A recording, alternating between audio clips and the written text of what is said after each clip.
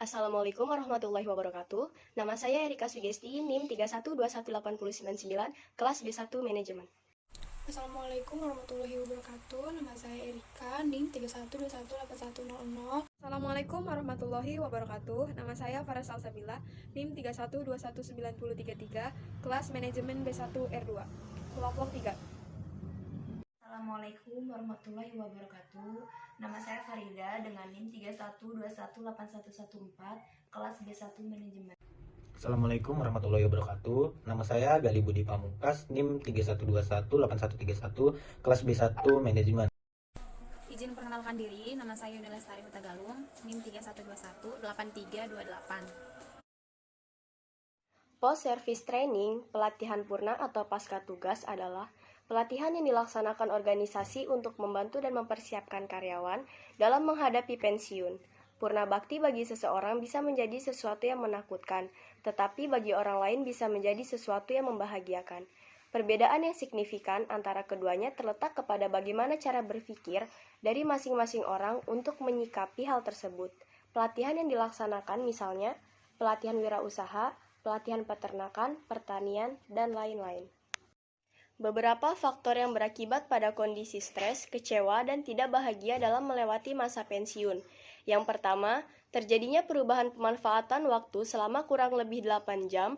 Biasanya mereka bangun pagi, berangkat kerja dan kembali sekitar jam 4 sore. Setelah purna bakti, waktu tersebut benar-benar tidak ada aktivitas yang secara psikologi akan berakibat pada penurunan daya tahan mental.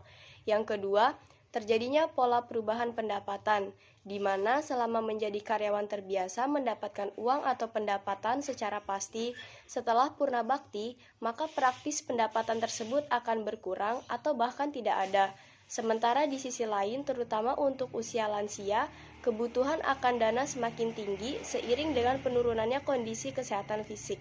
Dan yang terakhir yaitu terjadinya pola perubahan sosial, di mana teman bergaul, topik pembicaraan, pola pikir, dan pola tindak akan berubah.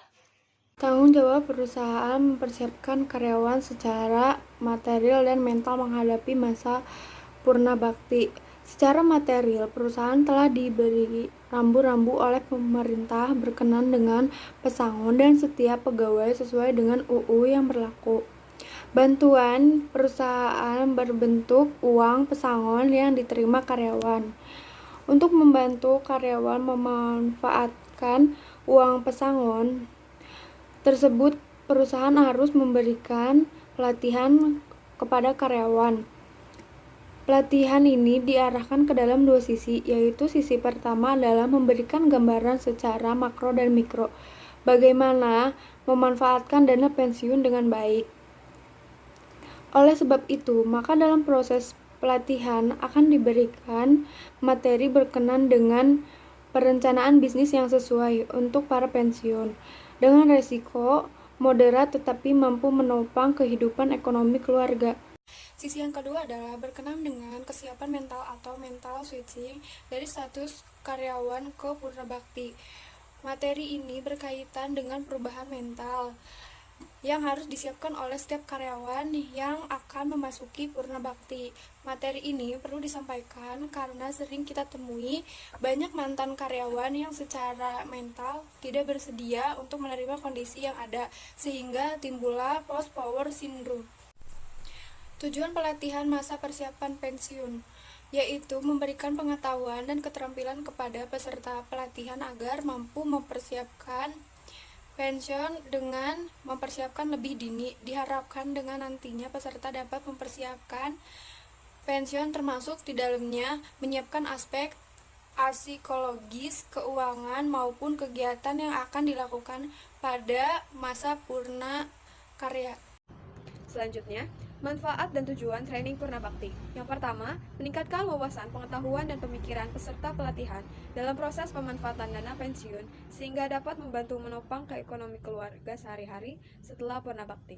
Yang kedua, meningkatkan wawasan pemahaman peserta dalam bagaimana mengelola mental secara cerdas sehingga mampu mengisi hari pensiunan dengan kegiatan positif yang berhubungan dengan keagamaan, sosial, dan ekonomi. Dan yang ketiga, yaitu meningkatkan wawasan peserta pelatihan akan proses penanganan kesehatan pada usia lansia, terutama berhubungan dengan penjagaan tensi atau tekanan darah, osteoporosis, depresi, insomnia, ansienitas, dan lain-lain.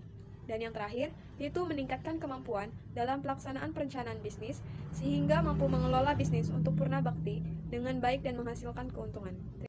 Penilaian dan pelaporan pasca pelatihan. Menurut Hamalik 2007 142 strip 143 menjelaskan tentang penilaian dan pelaporan pasca pelatihan, yaitu fungsi pelaporan pembinaan diklat melekat. Laporan pembinaan pasca pelatihan sebagai diklat melekat berfungsi sebagai masukan yang menggambarkan tingkat kemajuan lulusan pelatihan yang dibina dengan penyempurnaan dan perbaikan pelaksanaan pembinaan diklat melekat. Penilaian dan pelaporan pasca pelatihan. 2. Aspek yang dilaporkan. Laporan hasil penilaian peserta selama mengikuti latihan yang membuat nama peserta, nama pelatihan, materi yang dinilai, hasil pelatihan, dan rekomendasi. Laporan umpan balik penilaian atasan langsung terhadap lulusan yang memuat nama lulusan latihan, materi atau topik yang direkomendasikan oleh Balai Diklat, hasil pelatihan oleh atasan langsung dan rekomendasi. Laporan penilaian diri sendiri lulusan latihan yang berisi nama lulusan, materi atau topik yang dinilai, dan hasil penilaian sendiri. Laporan pelaksanaan pembinaan diklat melekat oleh instansi yang menurut memuat jumlah peserta yang dibina, penyelenggaraan pembinaan dan materi yang dibina. Yang terakhir, laporan atasan langsung.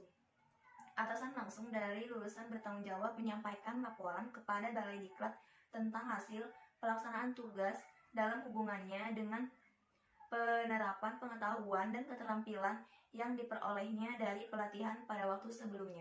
Metode training purna bakti. Metode pelatihan yang akan diberikan adalah suatu metode dalam proses pembelajaran orang dewasa, di mana ceramah hanya merupakan sebagian kecil dari penggunaan metode pembelajaran. Sebagian besar metode pembelajaran akan menggunakan metode yang pertama, studi kasus, 2 demonstrasi atau kunjungan lapangan, 3 beralih peran, 4 diskusi, 5 sukses story. Implementasi post-service training.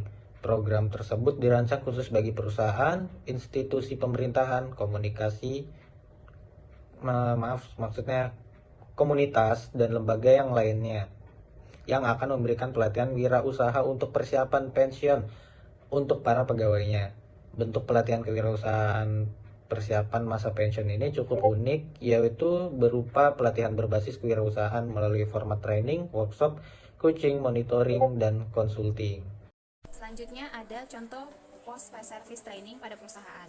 Pada Badan Kepegawaian Pendidikan dan Pelatihan Kendala Bekerja dengan Pusat Pengembangan Universitas 11 Maret atau LPPM UNS menyelenggarakan kegiatan pembekalan PNS yang akan menghadapi purna tugas. Contohnya seperti pelatihan peternakan pelatihan kewirausahaan atau PNS calon pensiun. Berbagai informasi terkait budidaya ikan lele mulai dari tahap persiapan, pengelolaan hingga pemasaran budidaya ikan lele, meliputi pemilihan lokasi, pembuatan kolam, sumber air, jenis pakaian, pemilihan benih, manajemen, serta SDM pengelolaannya. Selanjutnya, tujuan pembekalan PNS yaitu yang pertama, untuk memotivasi, memberikan pencerahan dan kesiapan mental dalam memasuki masa purna tugas.